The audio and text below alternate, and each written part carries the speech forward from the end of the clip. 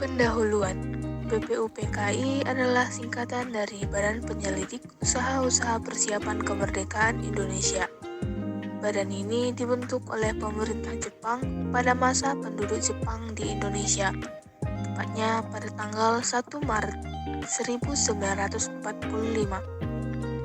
Tujuan utama BPUPKI adalah untuk yang pertama, menyelidiki dan menyusun rancangan Undang-Undang Dasar. Artinya, BPUPKI bertugas untuk membuat aturan main atau konstitusi untuk negara Indonesia yang merdeka nanti. Yang kedua, membahas dasar negara. BPUPKI juga bertugas untuk menentukan nilai-nilai dasar yang akan menjadi landasan negara Indonesia. Sidang pertama BPUPK. Sidang BPUPKI yang pertama berlangsung pada tanggal 29 Mei hingga 1 Juni 1945, memiliki fokus utama atau agenda pada perumusan dasar negara Indonesia. Beberapa tokoh penting seperti Muhammad Yamin, Supomo, dan Soekarno menyampaikan pidato yang berisi gagasan mereka tentang dasar negara. Tujuan utama sidang ialah 1. Meletakkan dasar bagi perumusan. 2. Merumuskan dasar negara yang kuat. Dan yang ketiga, mencari kesepakatan bersama.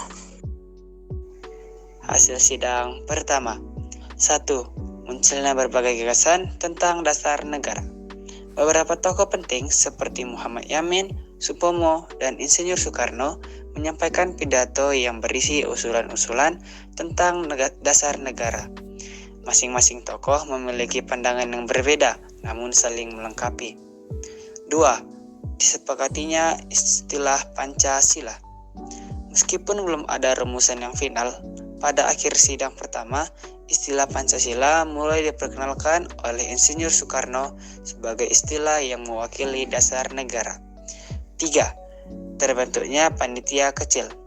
Setelah sidang pertama, dibentuklah sebuah panitia kecil yang bertugas untuk merumuskan lebih lanjut mengenai dasar negara. Panitia inilah yang kemudian menghasilkan Piagam Jakarta. Yang selanjutnya ialah sidang kedua BPUPK.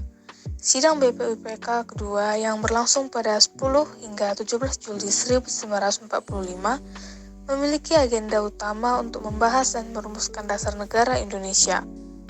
Beberapa agenda yang dibahas dalam sidang tersebut meliputi: yang pertama, Pancasila sebagai dasar negara. Yang kedua, Undang-Undang Dasar 1945. Yang ketiga, pembagian kekuasaan, mulai dari diskusi mengenai struktur pemerintah, termasuk pemerintah kekuasaan eksekutif, legislatif, dan yudikatif. Yang keempat, hak asasi manusia atau HAM, dan yang terakhir, rencana proklamasi. Pada sidang ini, para anggota BPUPK fokus pada penyusunan rancangan Undang-Undang Dasar dan Dasar Negara Indonesia. Hasil-hasil penting sidang BPUPK kedua yaitu: yang pertama, pembentukan Panitia 9. Panitia ini bertugas merumuskan dasar negara Indonesia. Hasil kerja mereka adalah Piagam Jakarta yang kemudian menjadi dasar dari pembukaan Undang-Undang Dasar 1945. Yang kedua, rancangan Undang-Undang Dasar. Sidang ini menghasilkan rancangan Undang-Undang Dasar yang terdiri dari 3 bagian utama, yaitu pembukaan yang berisi Piagam Jakarta, batang tubuh yang berisi pasal-pasal Undang-Undang Dasar, dan yang terakhir penjelasan. Yang ketiga, bentuk negara. Melalui pemungutan suara, mayoritas anggota BPUPK sepakat memilih bentuk negara kesatuan dengan sistem pemerintahan republik. Secara singkat, sidang BPUPK kedua berhasil merumuskan dasar negara dan rancangan Undang-Undang Dasar yang menjadi landasan bagi negara Indonesia yang merdeka. Jadi teman-teman, kesimpulan materi kita pada kali ini yaitu proses perumusan Undang-Undang Dasar tahun 1945 melalui BPUPKI adalah sebagai berikut. Yang pertama yaitu dalam sidang pertama. Sidang pertama BPUPKI ini bertujuan untuk membahas dasar negara, dan dalam sidang ini muncul istilah tentang Pancasila, dan yang kedua yaitu pembentukan Panitia 9, yang dimana pembentukan Panitia 9 ini bertujuan untuk merumuskan Piagam Jakarta. Yang ketiga yaitu sidang kedua, yang dimana sidang kedua ini bertujuan untuk menyusun rancangan Undang-Undang Dasar yang lengkap berdasarkan dengan Piagam Jakarta.